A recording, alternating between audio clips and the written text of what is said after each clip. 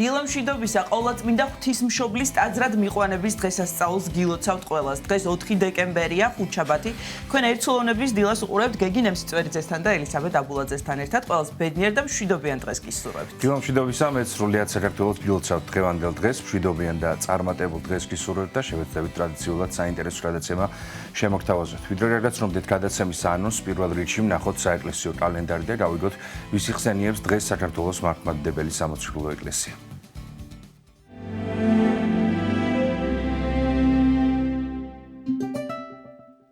4 დეკემბერს წმინდა მართლმადიდებელი სამოციქულო ეკლესია დღესასწაულობს ყოვლადწმინდა ღვთისმშობლის ტაძრად მიყვანებას.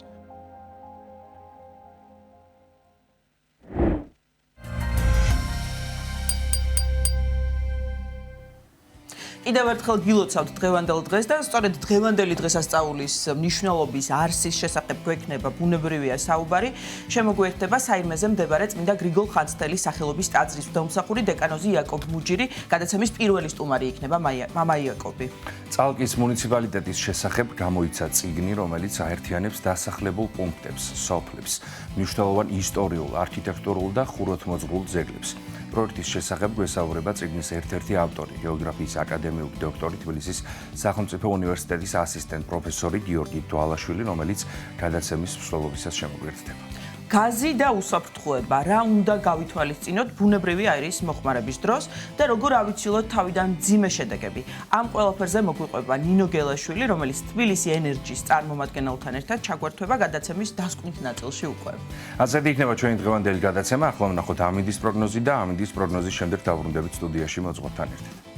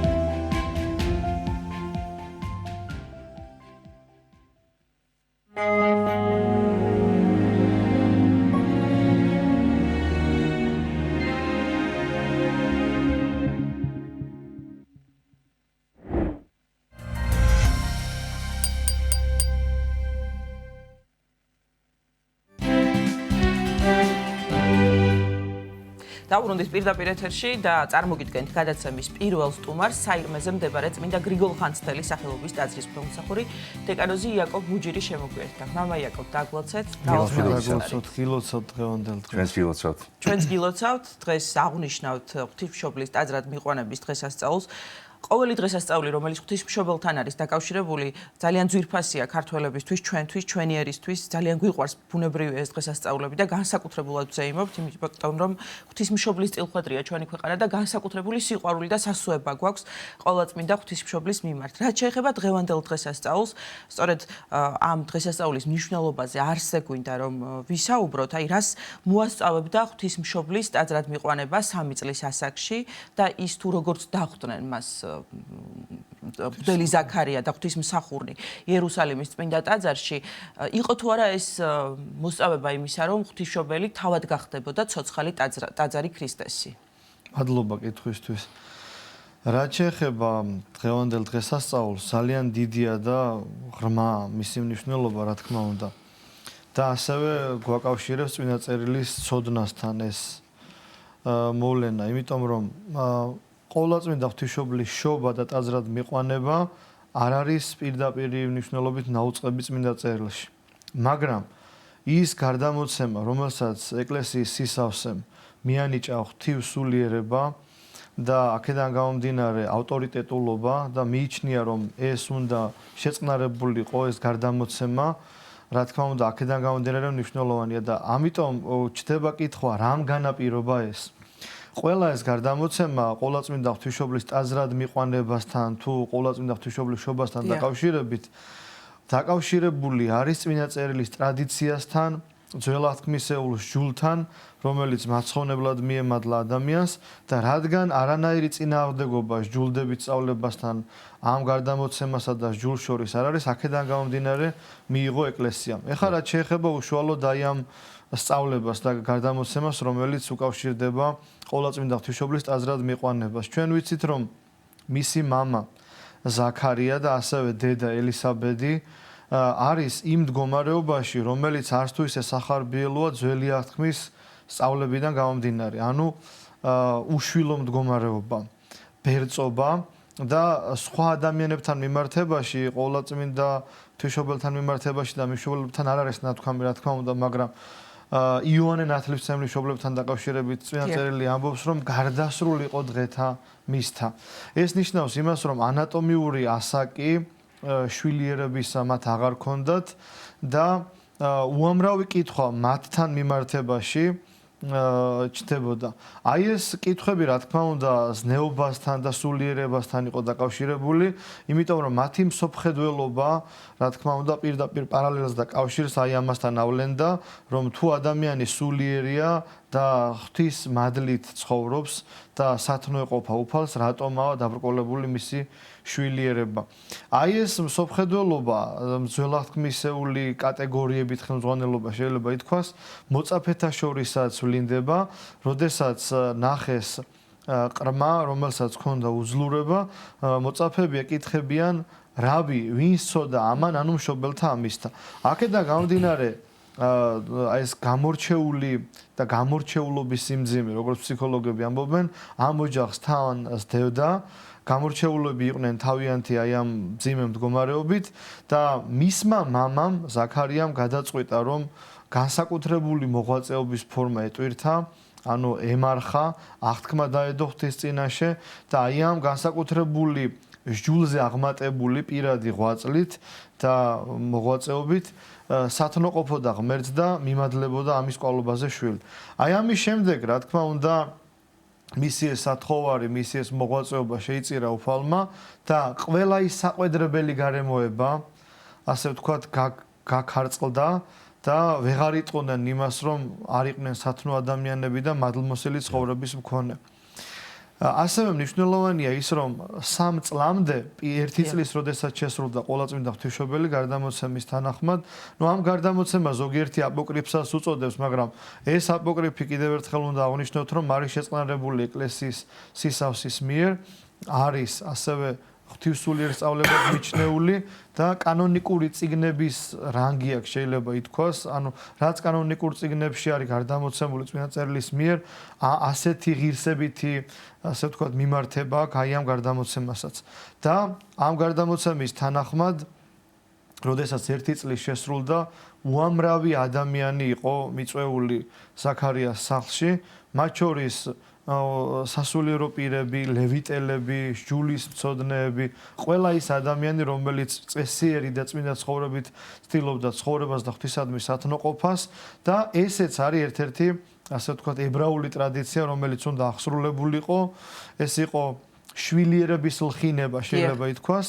და ასევე რა თქმა უნდა 3 წლის შემდეგ მოხდა მისი ტაძარში მიყვანა. ეს არის ძალიან მნიშვნელოვანი. აქ არის ბევრი ნიუანსი დასაფიქრებელი და დასაკვირვებელი. ჩვენ ვიცით რომ ყოვლადწმინდა ღვთისმშობელი მხოლოდ ოჯახის წევრებთან ერთად არ მიდის, მასთან ერთად მიდიან მისი ასაკის ყრმები, ასევე ასულები, ასევე უпростоრად ბავშვები, გოგონები და ეს არის ძალიან მნიშვნელოვანი რომ მიუხედავად იმისა, რომ ძველი აღთქმის სინამდვილეა, სჯული ზედმიწევნითად აღსრულდება, აი ეს ადამიანები, ყოვლადწმინდა ღვთისმშობლის მშობლები, ზაქარია და ელისაბედი, თავიანთი მენტალობით, თავიანთი დამოკიდებულებით და სიფაქიზით ავლენენ ახალი აღთქმის ადამიანის და ახალი აღთქმის სჯულით მასხოვრებელი ადამიანის სიფაქიზით. ანუ ისინი ფიქრობენ ყოვლადწმინდა ღვთისმშობლის მდგომარეობაზე, რომ არ გაუძნელდეს მას მშობლებთან გამოთხოვება, ტაძარში დარჩენა, მარტოდ მყოფობა. აი ეს პროცესი სახლთან გამოთხოვება 3 წლის ასაკში თან და ასე ვთქვათ, დედასთან და მამასთან განშორება და ტაძარში დარჩენა, რომ უმტკივნეულო ყოფილიყო, თავისი თანატოლები მიაცილებენ მას. ეს არის ძალიან დიდი ღვაწლი. ეს არის ღვაწლი, რომელიც სრულწლოვანების ასაკში უკვე დაოჯახებულმა აბრაამმა იტვირთა, გამოვედ შენი მამის სახლისაგან, ანუ გამოდი ქალდეველთა ურიდან ესმის აბრაამს და დასრული აბრაამი და მამაკაცი აღასრულებს ამ ღვაწლს. მაშინ, როდესაც ყოვლადწმინდა ღვთისმშობელმა 3 წლის ასაკში იტვირთა ეს. და ძალიან მნიშვნელოვანია წმინდა იოანე დამასკელის სწავლება და მისი სწავლების აღსრულების დასაბამი, აი ამ საიდუმლოების დასაბამი იწყება ყოვლადწმინდა ღვთისმშობლის აი ასეთი დიდი მოღვაწეობით, რომელიც ასე ვთქვათ, სიყრმიდანვე სათნოეყოფოდა ღმერთს და ემორჩილებოდა მას. ჩვენ ვიცით, რომ წმინდა იოანე დამასკელი ამბობს, პირველი დედა ევა ეურჩა უფალს, ანუ მან დაარღვია მცნება და ასევე ყოველთა დედის, ყოვლადწმინდა ღვთისმშობლის მიერ ისმა სიტყვები აჰა მხევალი უფლის, ანუ უკიდურესი ასე ვთქვათ, უკუგდება საფრთხების აღსრულებისა ევას მხრიდან და უკიდურესი სიმდაბლე და მორჩილება ღვთისადმი.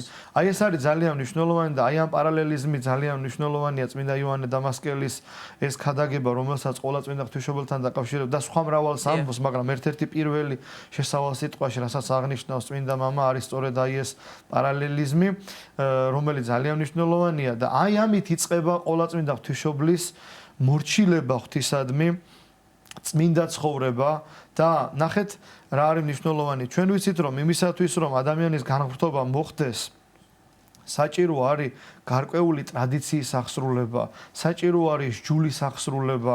აი ამ ასე ვთქვათ სჯულის აღსრულებისადმი მოწადინებულ ადამიანების გარემოში მყოფობა ადამიანისა და ყოვლადწმინდა ღვთისმშობელი მორჩილად მიდის აი ამ გარემოში.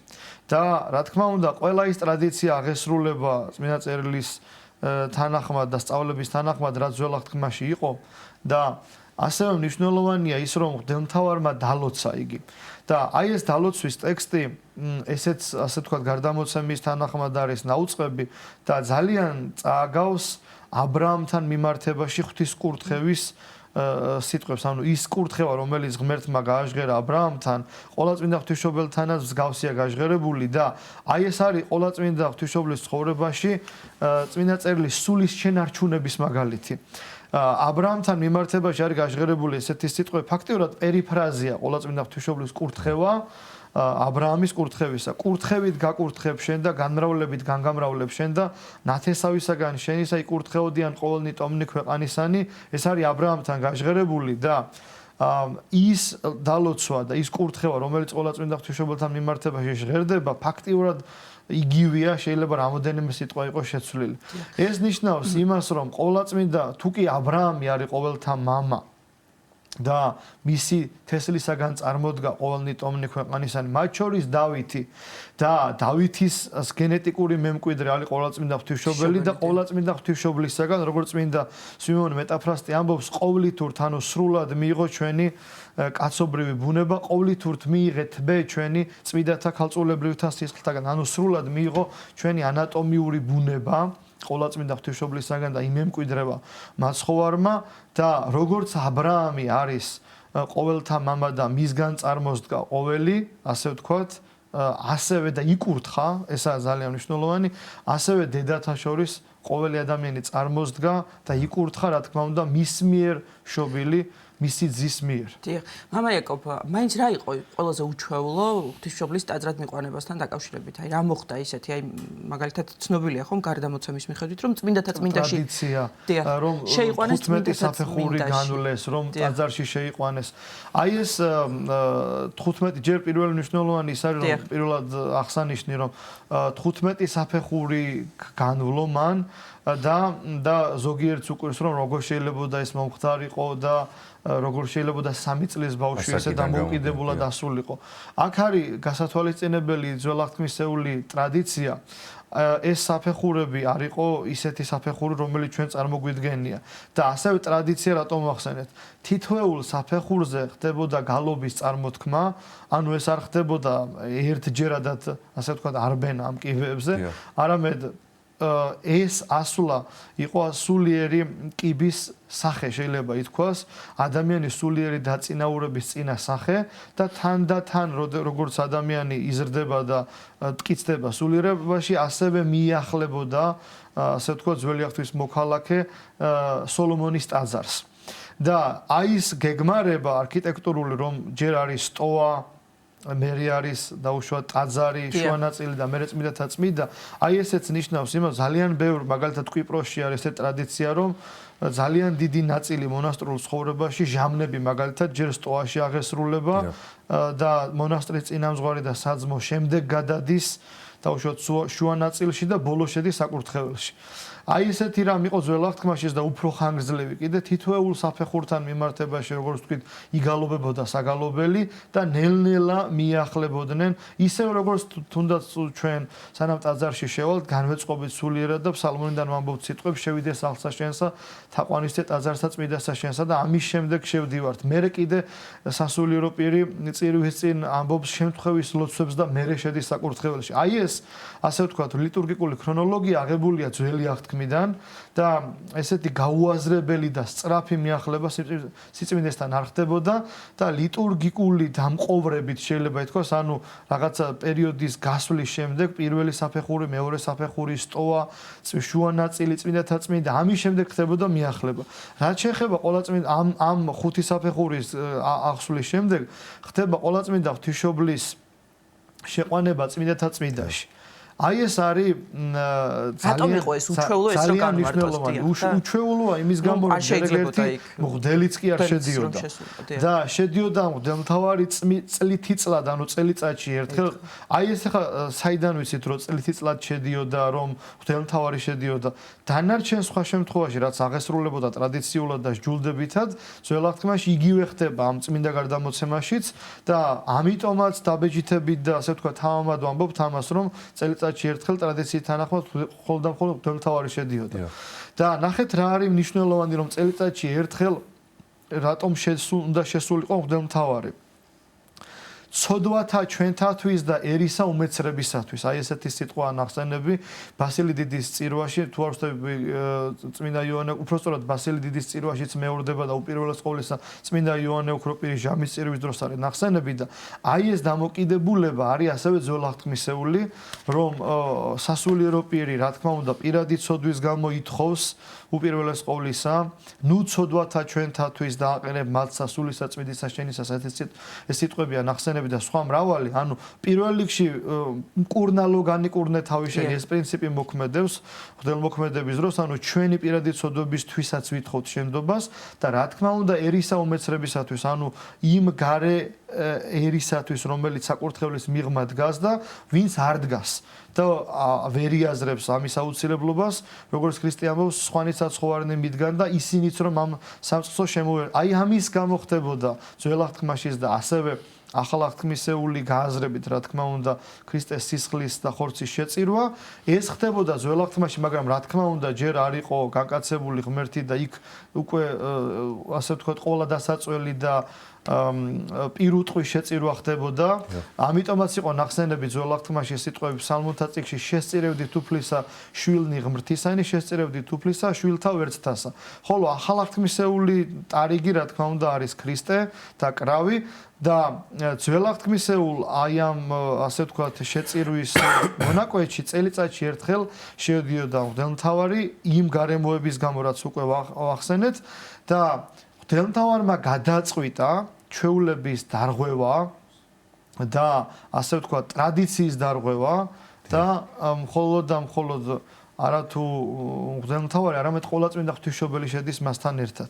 აი ეს არის განგებულების განჭრეტა, შეიძლება ითქვას, რომ ყოვლადწმინდა ღვთისმშობელი არ არის ჩვეულებრივი ბავშვი და ჩვეულებრივი ასე ვთქვათ ასული და ის რომ მან ამგვარი უპრეცედენტო ნაბიჯი გადადგა, შეიძლება ითქვას და ესეთი არა ჩვეული ნაბიჯი იქნა მის მიერ გადადგმული, ეს მიანიშნებდა იმაზე, რომ სულიერი მდგომარეობა თუნდაც იმ მღვდელმთავრისა იყო განსხვავებული. აი როგორც დაუშვათ მირქმის დღესასწაულზე ხდება სულიწმინდის მადლით მოყვანება ჯერ მართალის ვიმეონისა და მერე ასევე წინასწარმეტყველი ანასი და აღივსო სულითა წმიდითა და იტყოდა. აი ესეთი მადლის მოხილვა იყო იმ მღვდელმთავარზე, რომელმაც შეიყვანა ყოვლადწმინდა ღვთისმშობელი და სულიწმინდის კარნახით მოხდა ეს. რა თქმა უნდა, ეს არ იყო რაღაც ემოციური, ექსცენტრიული, დაუგეგმავი გადაწყვეტილება და პირადი და სუბიექტური შეხედულება. ეს იყო სულიწმინდის მადლით ნაკარნახევი. ისევე როგორც დაუშვათ წინასწარმეტყველის გამორჩევა ხდებოდა და წინასწარმეტყველი მოწაფე წინასწარმეტყველს დაიმოწაფებდა და განსწავლიდა აი ამ საქმეში, ასევე იყო სულიწმინდის მადლით ნაკარნახევი ყოვლადწმინდა ღვთისმშობლის შეყვანება ტაძარში და ეს განსაკუთრებულობა, ამის გამო დაფიქრება, რატომ მიიღო მღვდელმთავარმა ამის გადაწყვეტილება. აი ჩვენ ვიცით ზაქარიას შემთხვევაში იონე ნათლისმცემლის მამამ აქ ამ შემთხვევაში ხედველობაში, როდესაც ხუდა კუმევაი საკუმეველისაი და იყო დამყოვრებაი მისი საკურთხეველში და ერის დგა და ელოდებოდა უწმინდა წერილი ამბობს და ხვდებოდნენ რომ რაღაც უჩვეულო რამ მოხდა. აი ეს დამყოვრება იმდენად განსწავლული იყო საღვთო მოქმედებაში ძველი აღთქმის მოქალაქე, რომ ღვთისმსახურების დრო ძალიან ყურადღებიანი იყო და როდესაც ფსალმუნში არის სიტყვები ნახსენები კურთხეულარს მომავალი სახელითა უბლისათა, მომავალში გულისხმობა მესიის განკაცება და ასევე ღმერთთან მიმართებაში რომ არის კურთხევა ნახსენები, აი მაგალითად სხვა ლიტურგიკული ტექსტი გვახსენებს ამას, კურთხეულ ხარ შენ უფალო მასწავლენმე სიმართლენი შენი. ანუ ამ კურთხევაში გულისხმობა ის რომ ყოვლად გამოუთქმელია შენი მადლმოსილება, შენი სიმართლით და მადლმოსილებით განსწავლე მე და აღმავსე სულიწმინდის მადლით. ანუ ამ სიტყვების პერიფრაზი ხდებოდა ძველ აღთქმაში თავის ენაზე გამოთქვავდა ძველი აღთქმის მოქალაქე ამას, რომ ღმერთო შენი ნება მაუწყე, როდის განკაცდება მესია, როდის მაუწყებ შენ მასხონებელ მცნებას და როდის დავბრუნდები შენ წიაღში. აი ეს ათხოვარია ძველ აღთქმაში ასე ვთქვათ აღსრულებული და გაჟღერებული და ამისი დასაწყისი განგებულებისა დასაბამი არის დღეს, ამიტომ ნახსენები იწყება ყოვლადწმინდა ღვთისმშობლის ტაძრად მიყვანებით, ანუ ეს უჩვეულო გარემოება, ყოვლადწმინდა ღვთისმშობლის ტაძარში მისვლა, საფეხურების ავლა, მისი მიცილება, მისი დარჩენა, უმტკივნეულო და ასე ვთქვათ, სრემლების გარეშე დარჩენა დანაკლისის გარეშე ეს ყველაფერი უჩვეულოა და რადგან ეს უჩვეულობა ხდება ეს არის დასაწყისი იმ წინასწარმეტყველების აღსრულებისა რომელიც ესმა ძველი აღთქმის მოქალაქედ მაგალითად რა ესაიას წინასწარმეტყველება რომ ქალწული მიუძგება და შობს ზეს და უწოდებენ მას სახელს ემანუელს რომელიც თარგმანების თანახმად ნიშნავს ღმერთის ჩვენთან ყოფობას ესე იგი ამჟამის აღსრულება მოახლოებულია ისევე როგორც ადამიანთან მიმართებაში არის გაჟღერებული წინასწარმეტყველება რომ თესლი დედაკაცისა დადგუნავს თავსა გველისასა აი ამის აღსრულებას კაცობრიობა ძველი აღთქმისა მოელოდება და ძალიან დიდი ასე ვთქვათ სურვილი აქვს რომ მალე მოხდეს ეს და აი ეს უჩვეულო გარემოება ძალიან დიდ იმედს აძლევს ძველი აღთქმის მოქალაქეს რომ არც თუ ისე დიდი დროის შემდეგ ეს რეალურად აღსრულდება და ეს უჩვეულობა მომასწავებელია იმისა რომ მისგან მოხდება განკაცება უფლისა და რომ დამტევნელი იქნება დაუტევნელის. დიახ. მამა იაკობ, აი დღევანდელ დღეზე ჩვენ სურვილებზე, ვალდებულებებზე მინდა გკითხოთ, რომ ერთგვარად პარალელი გავალოთ ამ ფაქტსა და დღევანდელ რეალობას შორის. ის მოცემულობა და ის ფაქტი, რაზეც ახლა ვსაუბრობთ, ღვთისმშობლის ტაძრად მიყვანება, იმ საფეხურების გავლა, რაც ღვთისმშობელმა გაიარა, რასასწავლის საუკუნეების განმავლობაში რასასწავლიდა კაცობრიობას და რასასწავლის დღეს თანამედროვე ცხოვრებაში. აი ეს ფაქტი პირდაპირ მნიშვნელობით არის ალბათ ეს რომ ადამიანმა აუცილებლად უნდა იაროს ტაძარში, რა იაროს სულიერი საფეხურები, რომ წარემატოს სულიერ ცხოვრებაში, მთელი ცხოვრების განმავლობაში. თანამედროვე ადამიანის ერთ-ერთი საცდური არის ის რომ ეს წმინდათა ცხოვრება, ჰაგიოგრაფია, როდესაც მას ესმის ფიქრობს რომ ეს სხვა ეპოქის ასე ვთქვათ გამოძახილია და ჩვენ ახლა შეუძლებელია რომ ამგვარი ცხოვრება აღვასრულოთ და ასეთი მოღვაწეობა, ასეთი სიწმინდის შენარჩუნება დღეს წარმოუდგენელია. რითაც ცდება ადამიანი, იმიტომ რომ ყოვლადწმინდა ღვთისმშობელთან მიმართებაში წმინდა ეკლესია ამბობს რომ ის აღმატებულია ქერუბიმებზე და სერაფიმებზე. რა თქმა უნდა, მისი მოღვაწეობის გააზრება, მისი მიძინების შემდეგ მოხდა, მაგრამ ასევე მოხდა ქრისტესთან მიმართებაშიც. როდესაც ქრისტე ჯვარს ეცვა, ამაღლდა და კვდეთით აღდგა, ამის გააზრება მოწაფეთა შორის მოგვიანებით ხდება. ასევე ყოვლადწმინდა ღვთისმშობელთან მიმართებაშიც. ის რომ ქერუბიმებზე და სერაფიმებზე აღმატებული იყო მათ გვერდით, ამას ადამიანები ვერ დაიტევდნენ. და ყოვლადწმინდა ღვთისმშობელი ჩვეულებრივი ადამიანი იყო, რომელმაც ამგვარი ცხოვრების აღსრულება შეძლო, ამგვარად განვლო ცხოვრება. და მნიშვნელოვანია ერთი რამ ყოვლადწმინდა ღვთისმშობლის სიწმინდესთან მიმართებაში. აი მაგალითად მარიამ მეგვიპტელი, გნებავთ შიო მღვიმელი, გრიგოლ ხანძთელიძე, ბევრი მოღვაწე მამა თუ დედა აი ამ სიწმინდის გზაზე შეიძლება ითქვას გამოირჩევა თავიანთი თანდათანობითობით, ანუ წარმატებით და განღრთობის, ასე ვთქვათ, უფლისაკენ ისწრაფვით ზიაღმავალ კიბეზე თანდათანობით დაწინაურებით. მაგრამ ყოვლადწმინდა ღვთისმშობელთან მიმართებაში, რა თქმა უნდა, ის უფრო და უფრო ემზადებოდა ამ დიდი საიდუმლოების და განგებულების დასატევნელად, მაგრამ ყოვლადწმინდა ღვთისმშობელთან მიმართებაში რაიმე მავნეჩვევების უკუგდება თანდათანობით, ასე ვთქვათ, გამოსწორება კი არ იგულისხმება. ყოვლადწმინდა ღვთისმშობლის სიწმინდე უნიკალურია იმითაც, რომ ის ბავშვური უმანკოება და უბიწოება და სიწმინდე და ქალწულება, რომელიც მიემადლა, მან შეინარჩუნა. ანუ სხვა ადამიანების შემთხვევაში, დაუშვათ კიდევ ერთხელ ვახსენებ მარიამ მეგვიპტელის და სხვა დედების შემთხვევაში ხდებოდა წარმატება და თანდათანობითობა, ანუ დახვეწა და გამოსწორება. და ყოვლადწმინდა ღვთისმშობელის აი ეს უნიკალურობა კიდევ ერთ-ერთი იმაში მდგომარეობს, რომ რას მიემადლა, ანუ არცა ნაოჭ ბრძვილისა, როგორც წმინდა წერილი და როგორც ასე ვთქვათ, წმინდა წერილი გვასწავლის ზოგადად, ანუ არანაირი ასე ვთქვათ, გაუკუღმართება და ცოდვისმიერი მიდრეკილება მასში არ ყოფილა. ამიტომაც აღსრულდა ეს დიდი საიდუმლოება, რომ მან დაიტია დაუტევნელი. ასევე არის ნახსენები, რომ საღვთო ცეცხლითო შენშიო შეიცხო ზეცისაპურიო. ანუ საღვთო პური, ზეცისაპური, ამაში გულისხმობა რა თქმა უნდა თავადვე ქრისტე და ეს პური და ცომი რატო არის ნახსენები ძველ ქართული თარგმანების თანახმად თბე არის პირდაპირ მნიშვნელობით ცომი, მაგრამ თბეში ასევე საღვთისმეტყველო განმარტებით იგულისხმება ხორცი, ანუ ანატომიური ნაწილი და აი ეს ყველაფერი არის საიდუმლოება და აი ამ საიდუმლოების დასაწყისი, ანუ გაგებულებისა დასაბამი იწყება დღევანდელი დღით. აზრად მიყვანება არის უკვე ის დიდი და გამოკვეთილი ნუგეში და იმედი კაცობრიობისათვის, რომელიც აფიქრებინეს, რომ ახლოს არის ჟამი უფლის განკაცებისა და ჩვენი გამოხსნისა. ძალიან დიდი მადლობა დიდი მამა მადლობა. იაკობ. ვილოცავთ კიდევ ერთხელ და ვილოცავთ ჩვენს მაყურებელს. საირმეზე მდებარე წმინდა გრიგოლ ხაცთელის სახელობის ტაძრის ხელმსახური დეკანოზი იაკობ მუჯირი საუბრობდა სტუდიაში. 9 საათი შესრულდა, მოვისმინოთ შვიდგზის ლოცვა და ლოცვის შემდეგ დაბრუნდებით კვლავ სტუდიაში.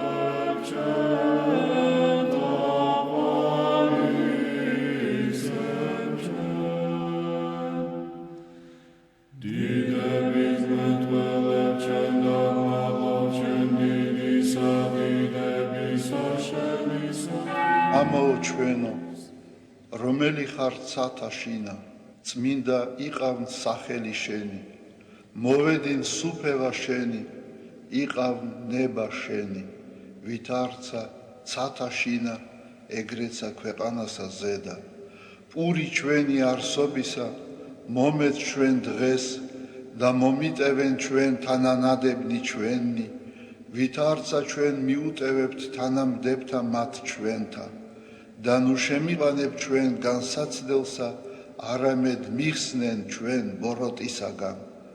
რამე თუ შენი არს სუფევა, ძალი და დიდება, მამისა, დაძისა და წმინდისა სულისა, აწდა მარადის და უკუნითი უკუნისამდე.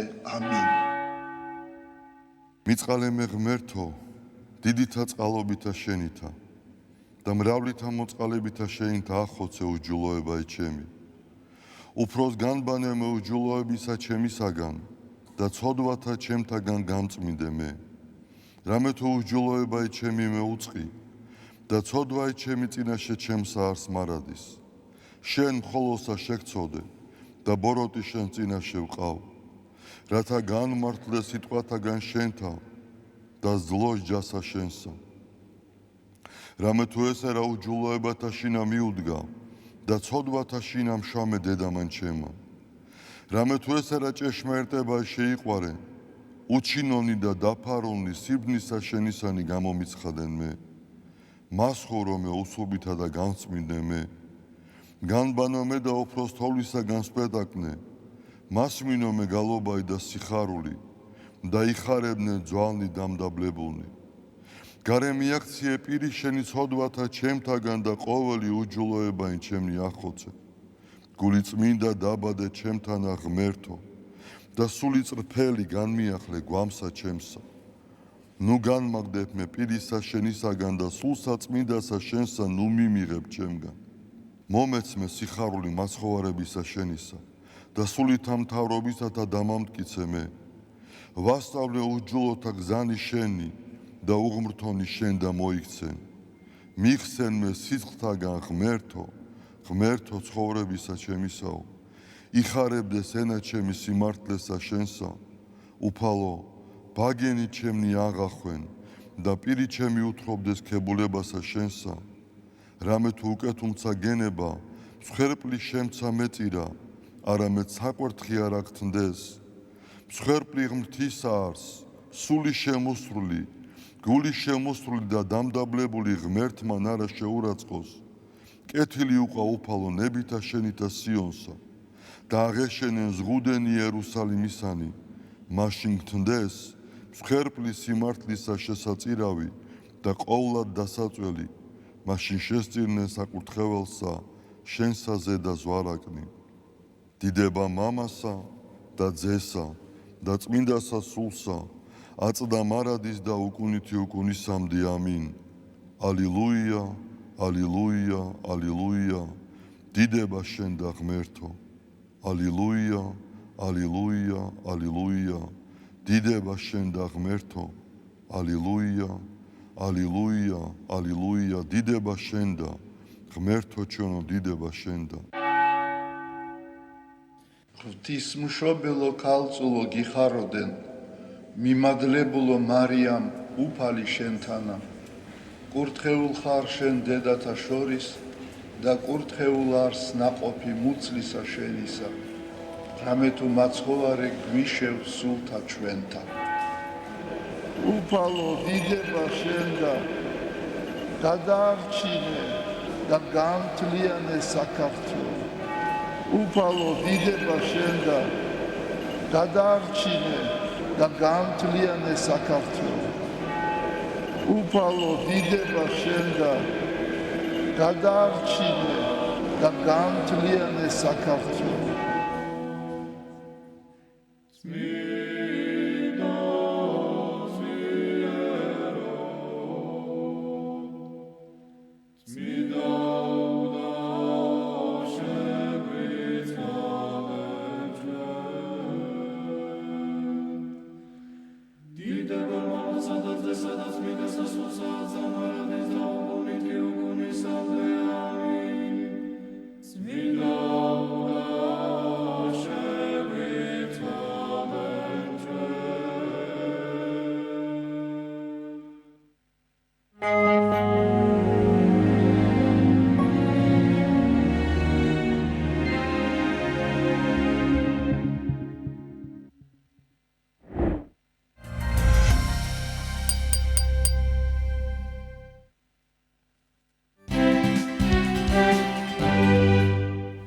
დავბრუნდით პირდაპირ ეთერში და ვაგრძელებთ გადაცემას. გუშინ ცნობილ ისტორიკოს პროფესორ სერგო ვარდოსანიძეს შეუსრულდა 70 წელი და ამ საიუბილეო თარიღთან დაკავშირებით გავრცელდა სრულიად საქართველოს კათოლიკოს პატრიარქ ილია მეორის მილოცვა. ჩვენ ახლა მილოცვის ტექსტს უცვლელად შემოგთავაზებთ.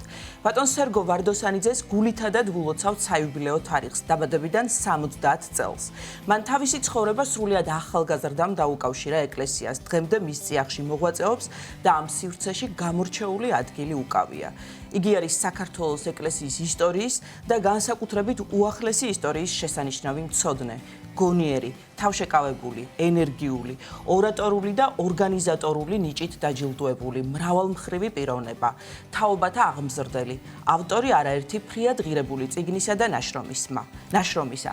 ღმერთმა დალოცოს ბატონი სერგო და შეაძლებინოს ეკლესიისა და ქვეყნის მსახურებისთვის კვლავაც მრავალი კეთილსაქმეთა აღსრულება.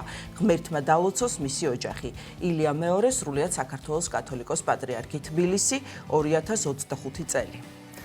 უერთდებით მილოცვას და დიდი სიყვარულით ვილოცავთ ბუნებრივია ბატონ სერგოს 70 წლის იუბილეს და დიდხანს სიცოცხლის ჯანმრთელობას და ბედნიერებას. მეგრძელობა და ჯანმრთელობა ბატონ სერგოს და ჩვენ ვაგრძელებთ გადაცემას. ვაგრძელებთ გადაცემას სტუმართან ერთად. წალკის მუნიციპალიტეტის შესახებ გამოიცა წიგნი, რომელიც აერთიანებს დასახლებულ პუნქტებს, სოფლებს, მნიშვნელოვან ისტორიულ, არქიტექტურულ და ხუროთმოძღვრულ ძეგლებს. პროექტის შესახებ გვესაუბრება წიგნის ერთ-ერთი ავტორი, გეოგრაფიის აკადემიური დოქტორი, თბილისის სახელმწიფო უნივერსიტეტის ასისტენტ პროფესორი გიორგი დვალშვილი. მოგესალმებით ბატონი გიორგი, მადლობა მოგწანებისთვის. ბატონ გიორგი. გილოცავთ დღევანდელ დღეს. დღევანდელ დღეს გილოცავთ მეც და დიდი მადლობა რომ ხართ ჩვენი სტუდიის სტუმარი. უნდა ვისაუბროთ ახალ გამოცემაზე, წალკის მუნიციპალიტეტი ამ სახელწოდებით. თქვენთან ერთად 4 ავტორი ყავს თან ამ გამოცემას. რა შედის კონკრეტულად ამ წიგნში, რა მოიცვა, რა არის სიახლე, რაც საზოგადოებისთვის ჯერჯერობით უცნობია და ამ წიგნის საშუალებით გაიგებს. მოგესალმებით. მოგესალმები მაყურებელს, ვლოცავ დღევანდელ დღეს სრულიად საქართველოს და უნდა ვთქვათ ის, რომ წალკის მუნიციპალიტეტი შეიძლება ისე ვთქვათ, ჩვენ ძალიან სხვანაირად დავინახეთ, იმიტომ რომ წალკის მუნიციპალიტეტი და თვითონ ქალაქი წალკა მანამდე ჩვენ ძირითადად ტრანზიტულად გავდიოდით. წლების განმავლობაში წალკიდან მაგალითად კაბადოკიაში, ტაო-კლარჯეთში ამ გზით დავდიოდით, იმიტომ რომ ეს იყო ყველაზე ესე რომ ვთქვათ პრაქტიკული გზა გადასაადგილებლად და რაც შეეხება თვითონ შიგნი მუნიციპალიტეტს, აი თითქმის ყველა სოფელი არის განსხვავებული და შეგვიძლია ვთქვათ, რომ საქართველოში არსებულ მუნიციპალიტეტებს შორის წალკა ბევრი რამით მაგალითად არის განსხვავებული. დღეისათვის, აი 2025 წლის მონაცემებით, წალკაში აი მოსახლეობის რაოდენობრივად თუ შევაფასებთ პროცენტულად, ძალიან ბევრი ეკომიგრანტი ცხოვრობს. ცხოვრობს სხვადასხვა ეროვნების ხალხი. დღემდე ეს ხალხი ცხოვრობს, მოღვაწეობს აქ და არის ძალიან ბევრი გამორჩეული კულტურული მემკვიდრეობის ძეგლი, ბუნებრივი ღირსშესანიშნავი ადგილი, უზარმაზარი მეგალითები. და ზუსტად წალკის ტერიტორიაზე არის არქეოლოგების მიერ მიკვლეული თრიალეთის უნიკალური თასი, რომელიც ალბათ ჩვენთვის არა მარტო სოფლიოსთვის ერთ-ერთი უნიკალური მემკვიდრეობის ძეგლია და რაც შეეხება სტუდენტებს, აი ეს თბილისის სახელმწიფო უნივერსიტეტში ჩვენ თქვენი ეთერით ხშირად ვართ ხოლმე სტუმრად და კიდევ ერთხელ მადლობა ამისთვის, რომ თბილისის სახელმწიფო უნივერსიტეტს აქვს იმის შესაძლებლობა სტუდენტები შეარჩიოს, შეაკავშიროს და სამეცნიერო პროექტის ფარგლებში საველე სამუშაოები ჩაატაროს და აუცილებლად აღსანიშნავია სტუდენტები, რომლებიც სხვადასხვა საფეხურზე სწავლობენ, ბაკალავრიატში. ეს თანაავტორები არიან სტუდენტები, ხო? რასაკვირველი ადგილზე გქონდათ ექსპედიციები, ჩავდიოდით, ხშირად ვიყავით ადგილზე. და რაც ყველაზე მნიშვნელოვანია, სხვადასხვა საფეხურის სტუდენტები არიან. ალექსანდრე ინაშვილი პროექტის ხელმძღვანელი იყო, ასევე ანაით მანუკიანი, ნათელა პაპოიანი, ადგილობრივი სტუდენტები არიან და კომუნიკაციაშიც გვეხმარებოდნენ და რაც შეეხება მაგისტრანტ გიორგი აბრამიშვილს, უკვე ამ რეგიონზე და საერთოდ ქვემო ქართლის რეგიონზე სამაგისტრო თემას ამუშავებს და ერთობლივად ეს ყველაფერი კოორდინაციაში ადგილობრივების დახმარებას და ჩართულობას ამ პროცესში, წიგნის შექმნის პროცესში, ინფორმაციის მოძიების პროცესში ალბათ დიდი მნიშვნელობა აქვს ხომ ბუნებრივი. მეტი ინფორმაცია აქვს მათ. ბევრი ინფორმაციაც ჰქონდათ და გვეხმარებოდნენ ასევე კომუნიკაციაში ჯერჯერობით ალბათ არის მაინც რჩება ეს გამოწვევათ ესე რომ ვთქვათ რომ აი რომელიღაც რესპონდენტს ან ინტერვიუერს შეიძლება სრულად ქართულ ენაზე გაუჭირდეს ინფორმაციის მოწოდება მათ შორის ხანდაზმული მოსახლეობაც შეხვდა და ადგილობრივი ეს სტუდენტები აქტიურად გვეხმარებოდნენ მათთან კომუნიკაციაში და ძალიან ბევრი ესეთ საინტერესო ინფორმაციები ვნახეთ, მასალები ვნახეთ, აი ზეპირ სიტყვიერებაში თუნდაც რომ რომელიც აი ჯერჯერობით აი ჩვენ ვეძიებდით ძალიან ბევრი მასალები დავამუშავეთ, თუნდაც წალკაზე ავიღოთ, აი წალკას ისტორიულად სხვა სახელი ერქვა, ეძანი ერქვა და ასევე ეძახდნენ ბერძნები, როდესაც ჩამოსახდნენ აქ საერთოდ მე-19 საუკუნეში მეფის რუსეთის დროს ჩამოასახლეს ბერძნები და მათმა ბურმასიგი დაარქვეს ამ დასახლებას. თუ არის ამის განმარტებები? რასაკვირველი ყველა განმარტება გვაქვს ჩვენ ძირითადად აი აქ ჩამოსახლებული ბერძნები და ასევე სომეხი ეროვნების მოსახლეობა ჩამოასახლეს მეფის რუსეთიდან თურქეთის რესპუბლიკის სხვადასხვა ტერიტორიებიდან და იქ არსებული ზოგიერთი სოფლის სახელი წამოიღეს, სადაც ისინი სახლობდნენ და აქაურ დასახლებებს დაარქვეს. თუმცა მანამდე სანამ ესენი ჩამოსახდებოდნენ, სხვა სახელიც ერქვა. ჩვენ სხვა სახელითაც აი ავრანლოს სურათი ჩანს მაგალითად კადრში და ვთქვათ ის რომ ავრანლოს ერქვა თეზი. მაგრამ როდესაც ჩამოსახდნენ ეს სახელი ჩაანაცვლეს თეზით და ფიზიკურად ეს სახელი ციხეზე ვრცელდება მარტო ერთ-ერთი დიდი საკმაოდ დიდი მეგალითური ციხე არის და აი შეგვიძლია ვთქვათ რომ აქ დაახლოებით 3000-4000 წლის წინ აქტიურად იყო განსახლება წალკის ტერიტორიაზე, თუმცა სამწუხაროდ შუა საუკუნეებში განსაკუთრებით 1400-იანი წლების დასაწყისში თემურლენგის უზარმაზარი შემოსევების დროს მოსახლეობისგან დაიცალა ეს ტერიტორია და ერთადერთი ნათელი წერტილი აქ იყო სოფელი რეხა. აი რეხაში მუდმივად იყო მოსახლეობა, დიახ და ძალიან ისეთი საინტერესო სოფელია მიუხედავად ამ ყველა უზარმაზარი გამოწვევებისა, ეს ხალხი ძალიან მე ესე იგი მუდმივად ინარჩუნებდა აქ ქართულ სულს და დღეისათვის ეს სოფელი საკმაოდ კარგად არის განვითარებული, განსაკუთრებით სოფლის მეურნეობა არის განვითარებული და მიმდებარე ტერიტორიაზე ამ განსახლებებმა თავისი ხელი დაამჩნია, იმიტომ რომ აქ ჩვენ აი როდესაც დავიწყეთ კვლევა, ნამდვილად არ გვეგონა ამდენი გამორჩეული კულტურული მემკვიდრეობის ძეგლის სტატუსის მატარებელი ობიექტი შეხვდებოდა და ფიქრობდით, რომ უფრო ცოტა ობიექტთან გვექნებოდა საქმე და იმდენად ბევრი ობიექტი აღმოჩნდა, რომ ეს ბევრი ობიექტი ჩვენ ერთერთი ვერ დავტოვეთ მიღმა და ყველაფერი შევიტანეთ. ასახულია წიგნში. ბატონო გიორგი, აი ტურისტული პოტენციალი, რომელთაც მდიდარი არის წალკის მუნიციპალიტეტი, რამდენად არის ათვისებული დღეისათვის? უნდა ვთქვათ ის, რომ აი წალკაში მაგალითად ახლა სტატისტიკას რომ ვიყვეთ 5 წლის წინ თითქმის არაფერი არ ხდებოდა. ანუ კვების ობიექტებიც, განთავსების ობიექტებიც ჭირდა. აი ბოლო 5 წლის ტენდენცია რომ ნახოთ, ძალიან გამოასწორა ეს სიტუაცია, ეგრეთ წოდებული დაშბაშის კანიონის შედარებით კეთილმოწყობამ, ესე რომ ვთქვათ, თუმცა დაშბაშზე როცა ვსაუბრობთ, მას უფრო წალკის კანიონი მიესადაგება, ვიდრე ეს არაქართული სიტყვა და შესაბამისად აქ ტურისტული ნაკადების ინტენსივობამაც მოიმატა. ანუ კვების ობიექტები, სხვადასხვა ობიექტებიც ფაქტიურად უფრო მეტი გაჩნდა აქ და ძალიან ისეთი კარგი ტენდენცია არის და რაც შეეხება აი თუნდაც მეგალითებს და სხვა ობიექტებს, ასევე არის უნიკალური მეზოლითური პერიოდის შეიძლება ესე ვთქვათ სხვადასხვა პეტროგლიფები მაგალითად რომელსაც ანალოგი საქართველოში თითქმის იშვიათად თუ აქვს და აი ამ მიმართულებით ინტერესი გაჩნდა ნელ-ნელა ჩდება და ფიქრობთ რომ ამ გამოცემის შემდეგ ჩვენ აი წალკას უფრო მეტი ინფორმაცია განთავსდება სხვადასხვა საშუალებებში სკოლებში ადგილობრივ თვითმმართველობის ორგანოებშიც ჩვენ ფიქრობთ ამ წიგნების საჩუქრად გადაცემას და უფრო მეტი ცნობადობა იმიტომ წალკა მაინც უფრო ხშირად საუბრობდით ხოლმე ამაზე და ახლაც შეგვიძლია დაშბაშის კანიონმა პოპულარული გახადა და მარტო დაშბაში არ არის დაშბაშის მსგავსი კანიონი ბევრია იქ და ასევე ძირითადად მაინც წალკა კარტოფილთან ასოცირდებოდა და სინამდვილეში ძალიან შორის საკალმახეებთანაც რასაკვირველია საკალმახით უნდა ვახსენოთ იმიტომ რომ ფიზიკურად აი წალკის მიმართ ინტერესი ზუსტად სანამ დაშბაში იქნებოდა 20-25 წლის წინ ზუსტად იმ საკალმახის მიმართ იყო ეს არის საუბარი სოფელ ბერთაზე რომელსაც მანამდე ოლიანგი ერქვა ბერძნულ დასახლებაზეა საუბარი და იქ ძალიან ბევრი ადამიანი და თან სასაულმოქმედი კალმახი რომელიც ჯერ კიდევ 1982 წელს საქართველოში გამოცემულ წითელ წიგნში როგორც ბერთას ან ოლიანგის აი კადრშიც ხედავთ ამ ტაძარს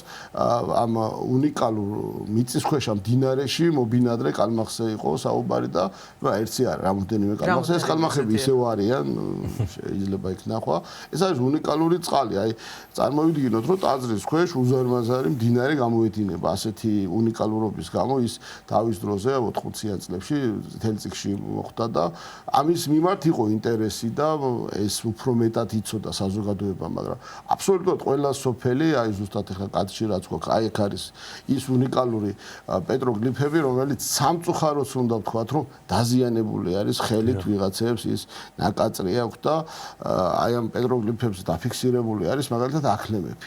ანუ დაახლოებით 7-10000 წლის წინ ადამიანებმა იქ აქლემები გამოსახეს ესე ბუნებრივად 1600 მეტრზე აქ აქლემი ვერ იცხოვრებდა როგორც ჩანს იქ ტრანზიტულად მოძრაობდნენ და დიახ ბატონო გიორგი თქვენ დემოგრაფიაზე ისაუბრეთ და საინტერესო საკითხი არის ძალიან ბოლო პერიოდში აღწერა თუ ჩატარებულა თქვათ კონკრეტულად ზოგადად საქართველოში ტარდება ხოლმე და აი თქვათ რა მონაცემები არის წალკასთან მიმართებით საინტერესოა და კიდევ აი აბრები გარე აბრები ხო და აი წარწერები აბრებზე ესეც საინტერესოა რა ენაზე გვხვდება წარწერები იმიტომ რომ თქვათ ახალქალაქის შემთხვევაში ძალიან ხშირია რომ ქართულ აბრას ვერ ნახავ და ეს არის პრობლემა თუნდაც ახალქალაქს რო ახსენოთ ახლა 20 წლის წინ მართლა ვერ ნახავდით ანუ ახლა უკვე ვნახულობთ მაგრამ ყოველ შემთხვევაში არის ხოლმე შემთხვევა რომ მხოლოდ უცხოენოვანი აბრა არის და არ არის ქართული მაგრამ აი წალკა შემიძლია თქვა რომ აი საქართველოში აი თბილისშიც არ არის თქვა ყველა ქუჩის ისეთი მანიშნებელი ყველა სოფელს აქვს მანიშნებელი ანუ ეს იყო ჩემთვის ერთ-ერთი აი პატარა სოფელი გოდაკლარი ერთი იმის იქ და აღარაფერი აღარ ხდება თრიალეთის ქედზეა შესასვლელშიც და გამოსასვლელშიც საერთაშორისო სტანდარტით ქართულით და ინგლისურით როგორც ხდება გზებზე აი ესეთი ყველა სოფელს აი ეძებდით აი პატარა სოფელია ჩდილისუბანი ხარება თამალა ხარაბა აი ყველგან აბსოლუტურად იყო აი ჩემთვის იყო მუნიციპალიტეტის მესვეურთა სანაკებოდ შეიძლება იქნება ჩემთვის იყო მოულოდნელობა იმიტომ რომ პატარა სოფელია იქ სადღაც 10 ოჯახი ცხოვრობს მუდმივად და იქაც იყო წარწერა უფრო მეცაც გეტყვით აი მაგალითად 2014 წელს აღწერა რომ როდესაც ჩატარდა და მოგეხსენებათ გასულ წელსაც ჩატარდა გასულ წელსაც ჩატარდა და მათი ზოგადი ინფორმაციები უკვე ჩვენთვის ხელმისაწვდომია. მაშინ ერთ-ერთ სოფელს ერქვა არჯევან სარანი. სარვანი ესეთი სახელი წოდების სოფელია იყო და ბოლო პერიოდში მოხდა ისე რომ ადგილობრივი თვითმმართველობის მიხედვით ეს არჯევანი შემოკლებულად ფიქსირდება, შეამოკლეს არ სარვანი. ანუ მანიშნებელზე ზოგან თუ არ არის ეგეთი შემთხვევები მაგალითად საერთაშორისო გზებზე თუნდაც აქ ახალი წარწერით არის დაფიქსირებული სოფელი როგორც ქვია აი რეესტრში როგორც არის არ წერტილი სარვანი ესია თამალა ხარაბა მანამდე სხვასა ნიუ ხარაბა ერქვა ანუ აბსოლუტურად თანამედროვე სახელწოდებებით არის და განსაკუთრებით ეს ტენდენცია შეინიშნება რაც შეეხება დემოგრაფიულ სიტუაციას და მიგრაციულ პროცესებს აქ ყველაზე დიდი მიგრაცია იყო როდესაც ბერძნები წავიდნენ ჯერ ბერძნები ჩამოსახდნენ მე-19 საუკუნეში არის შეიძლება ესე ვთქვათ ორი მიმართულებით იყო პონტუელი ანუ შავი ზღვის აუზიდან და ასევე იყო ნერზერუმიდან და იქიდანაც ტოპონიმები ისეთი ხა ძირითადად უფრო მაინც თურქულენოვანი ტოპონიმებია ბერძნებმა ბერძნული კი არ დაარქვეს ბევრგან ნახევრად არის ბერძნულები მაგრამ არის თურქულენოვანი ტოპონიმების და ეს მოსახლეობა დიდი ნაწილი წავიდა საბერძნეთში უფრო მეტად სალონიკის მიმართულებით გადაადგილდა თუმცა ასევე ფიქსირდება რომ ბერძნები რუსეთშიც არიან წასულები და იქ ცხოვრობენ და აი მაგალითად ჩვენ როდესაც ექსპედიციებში დავდიოდით ეს იყო ივლისის ბოლო და განსაკუთრებით 2 აგვისტოს ილიაობას ეძახიან ისინი ძალიან ბევრ სოფელში იყვნენ ჩამოსულები და დღესასწაულობდნენ იმ ტრადიციულ დღესასწაულს, რაც მათ თუნდაც 1 საუკუნე კლიმატზეც გითხარით რამდენიმე კლიმატი რასაკვირველია არ არის ისეთი ხელსაყრელი რომ აქ თქვათ მთელი წლის განმავლობაში მაგრამ კარტოფილისთვის ხელსაყრელია როგორც კარტოფილისთვისაც ხელსაყრელია და ასევე ძალიან საინტერესო და ხელსაყრელი არის თუნდაც ზამთრის იგივე იმ ტბების შემთხვევაში ტბები რამოდენიმეა ის ტბები იყინება და შეიძლება თქვათ ფესტივალი ბევრგან ტარდება სოფელი ტბეთია მე მგონი ძალიან ლამაზი სოფელი რაც შეეხება ტბეთი ცალკე საინტერესო დასახლება არის მას ადრე 2000 წლამდე ხადიკი ერქვა ეს ხადიკი ბერძნებმა დაარქვეს როდესაც ჩამოსახდნენ ეს სოფელი ძირითადად და კიდე სხვა სოფლები იყო იქ ეძანიც იყო იმ ადგილას სადაც დღეს ყარსაცავი არის სამწუხაროდ ყარსაცავის შენებლობის შემდეგ ეს სოფლები დაიტბორა სოფლების ტერიტორია დაიტბორა და მოსახლეობა მიმდებარე ტერიტორიაზე ზემოთ ამოასახლეს და სამწუხაროდ ამ დატბორვას მოყვა ასევე წმინდა სტეფანეს ტაძრის დატბორაც იქ მეგალითური ციხეები დაიტბორა და აი სტეფანეს ეკლესიასთან იქ მიმდებარე ტერიტორიაზე ცხოვრობენ სვანი მიგრანტები რა ქვია თებერვალში აღნიშნავენ ლამპრობას მირქმის დღესასწაულს და შესაბამისად ეს დღესასწაული მათთვის ძალიან ისეთ საინტერესოა როდესაც წყლის დონე იწევს იმიტომ რომ იქ ჩამონადენი მცირდება იყინება წყალსაცავი და ძალიან ისეთ საინტერესო ჩვენ რამოდენიმეჯერ დავესწარით ამ ღონისძიებას დიდი მადლობა რომელ მუნიციპალიტეტზე ვისაუბრებთ მომდევნო გადაცემაში წალკას მაინც დავაკავშირეთ ტერიტორიულადაც პარალელ რეჟიმში თბილისის სახელმწიფო უნივერსიტეტის სტუდენტებთან ერთად მუშაობდით დმანისში და ალბათ ახალი წლის დასაწყისში უკვე დმანისზეც გვექნება საუბარი. ძალიან კარგი, ელოდებით აუცილებლად სტუმრად დაგმშვიდობებით წარმატებებს გისურვებთ. გეოგრაფიის აკადემიური დოქტორი თბილისის სახელმწიფო უნივერსიტეტის ასისტენტ პროფესორი გიორგი დვალაშვილი იყო ჩვენი სტუდიის სტუმარი. ვაგრძელებთ გადაცემას გაზი და უსაფრთხოება, რა უნდა გავითვალისწინოთ ბუნებრივი აირის მოხმარების დროს და როგორ ავიცილოთ თავიდან მძიმე შედეგები. ამ ყველაფერზე მოგვიყვება სწორედ ნინო გელაშვილი, ჩვენი ჟურნალისტი, რომელიც თბილის ენერჯის წარმომადგენელთან ერთად ჩაგვერთვება ახლა. ნინო დილამშვიდობისა. დილამშვიდობისა.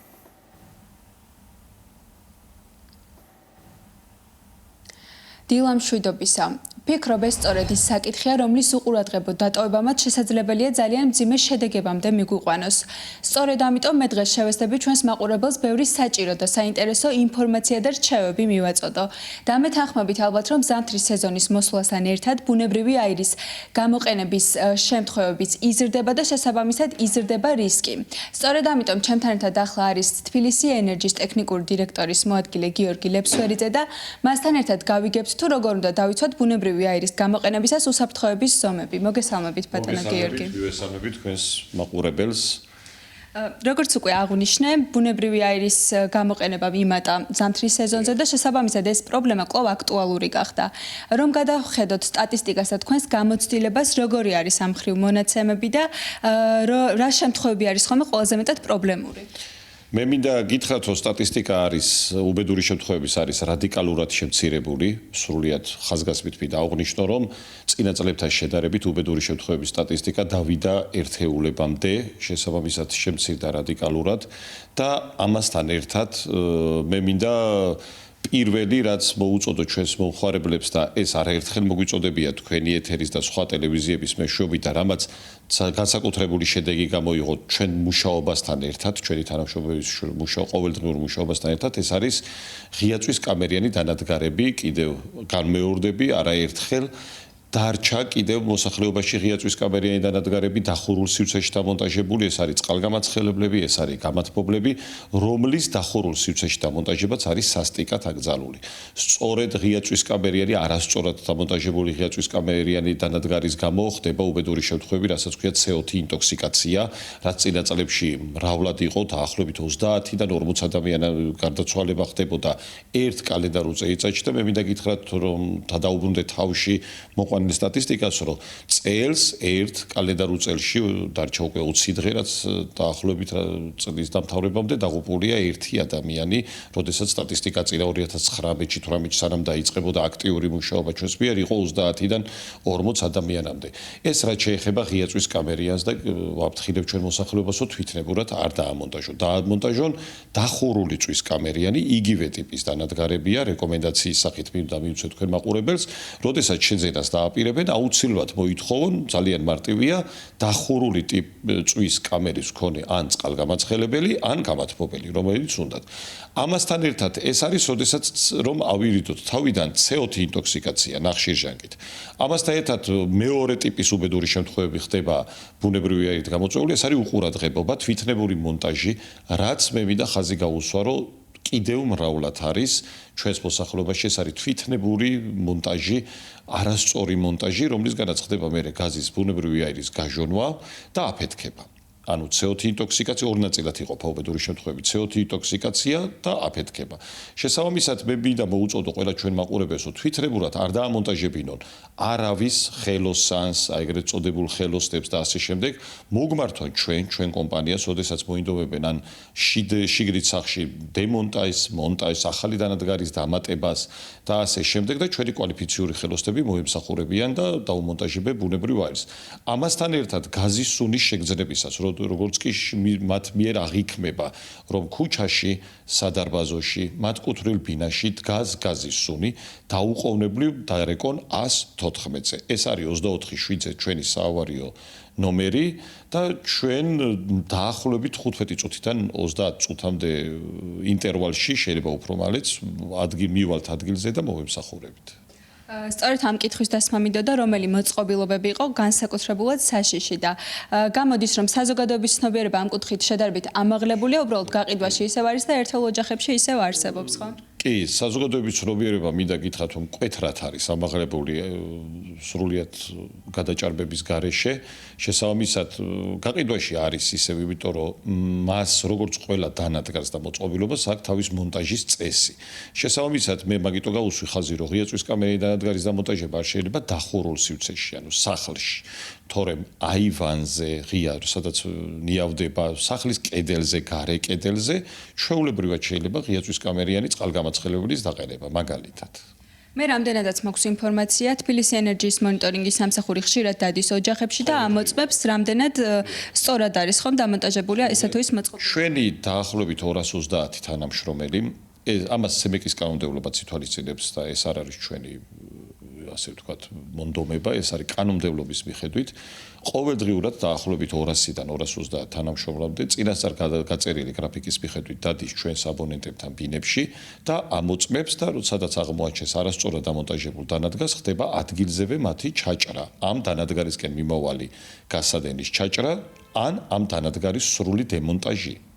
ასევე საინტერესოა, რამდენად ხშირია თავად მომხმარებლის მხრიდან ზარები თბილისი ენერგიის მონიტორინგის სამსახურში და როგორ უნდა მოიქცეს ადამიანი, ვისაც აქვს სურვილი თქვენი სამსახურის დახმარებისთვის. დიდი მადლობა, ძალიან კარგი კითხვაა. მე მინდა ჩვენი მუდმივ მოქმედი აქციის შესახებ ასე ვთქვათ მოუწოდო ჩვენს აბონენტებს და თქვენს მაყურებელს, ამ სიუჟეტის გასulis შემდგომ თუ დაინტერესებთ რა მდგომარეობაშია მათ ბინაში გასადენი, რა მდგომარეობაშია დანადგარები, არის თუ არა სწორად ექსპლუატაციის წესების დაცვით დამონტაჟებული, აკრიფონ 240 04 მოითხოვონ მათ ბინაში არსებული დანადგარების შემოწმება, რა თქმა უნდა ეზარები მრავლად გვაქვს ისედაც, მაგრამ კიდევ ერთხელ შევახსენებ და ჩვენ ვიღებთ ვალდებულებას, რომ 1-2 სამუშაო დღეში მივა ჩვენი სპეციალისტი ადგილზე და შეაფასებს ადგილზე ყველაფერს და ერთს დავამატებ ეს განსაკუთრებით ეხება პირებს, რომლებიც ქირაობენ ბინებს. იმიტომ რომ ბოლო 10 შემთხვევიდან, ბოლო 10 უბედური შემთხვევიდან ამ წლებში მომხდარი, წინა წლებში მომხდარი 10 უბედური შემთხვევიდან 9 იყო ნაქირავე ბინაში, სადაც მოხდა ადამიანის გარდაცვალება CO2 ინტოქსიკაციის. რა თქმა უნდა, მე მინდა ვახსენო უბედური შემთხვევა, სადაც 7 ადამიანი გარდაიცვალა წინა წლებში არასწორად დამონტაჟებული ღია წვის კამერიანი დანადგარის გამო და შესაბამისად განსაკუთრებულ აქცენტს ვაკეთებთ ჩვენ ნაქირავებ და ნაგირავებ ბინებზე და მინდა მოუწოდო ვინც აპირებს დაქირავებას ან ვისაც უკვე ნაქირავები აქვს ეს ბინა და ცხოვრობს აღნიშნულ ბინაში დაუყოვნებლივ დარეკოს 240-40-04-ზე და მოითხოვოს აღნიშნული გასადენის და დანადგარების შემოწმება. ასევე მინდა კითხოთ, საკმაოდ აქტუალური გახდა CO დეტექტორებზე საუბარი და რამდენად ხშირად გამოიყენება და რამდენად ეფექტური არის მისი გამოყენება. არა, უყურეთ, CO არის ნახშირჟანგი, რითიც იწამლება ადამიანი და რა თქმა უნდა არსებობს მაგის დეტექტორების და შეიძლება ნებისმიერმა მსურველმა დააყენოს, მაგრამ პირველადი ეს ხო არის CO2, მე ხო ვახსენე თავში რომ CO2 ინტოქსიკაციით ხდება და გაზის გაჟონვით. არის CO-ს დეტექტორების და არის გაზის დეტექტორების, გაზის გაჟონვის დეტექტორები, რომლებიც თუ ბინაში იგრძნობს ჭყალებში, რა თქმა უნდა, გაზის გაჟონვას დაუყოვნებლივ კეტავს გაზმომარაგებას სახლში. შესაბამისად, დაახლოებით 200,000 ოჯახს უკვე თბილისში აქვს დამონტაჟებული აღნიშნული დეტექტორი და რა თქმა უნდა, ვისაც სურვილი ექნება, შეუძლია მოგმართოს და ჩვენ დავმონტაჟებთ. ძალიან დიდი მადლობა. ჩვენს მაყურებელს იქამდე სანამ დავამშვიდობები, კიდევ ერთხელ მოუწოდებ უსაფრთხოების ზომების დაცვისკენ და რა თქმა უნდა გისურვებთ ყველას ჯანმრთელობას. ძალიან დიდი მადლობა ნინი გელაშვილი გვერთვებოდა და ჩვენ უნდა დაგემშვიდობოთ, დასრულდა ჩვენი დღევანდელი გადაცემა. კიდევ ერთხელ ყველას გილოცავთ ყოვლადწმინდა ღვთისმშობლის ტაძრად მიყვანების დღესასწაულს. გილოცავთ სრულიად საქართველოს დღევანდელ დღეს კიდევ ერთხელ მშვიდობიან და ბედნიერ დღეს გისურვებთ ყველას. დაგემშვიდობებით.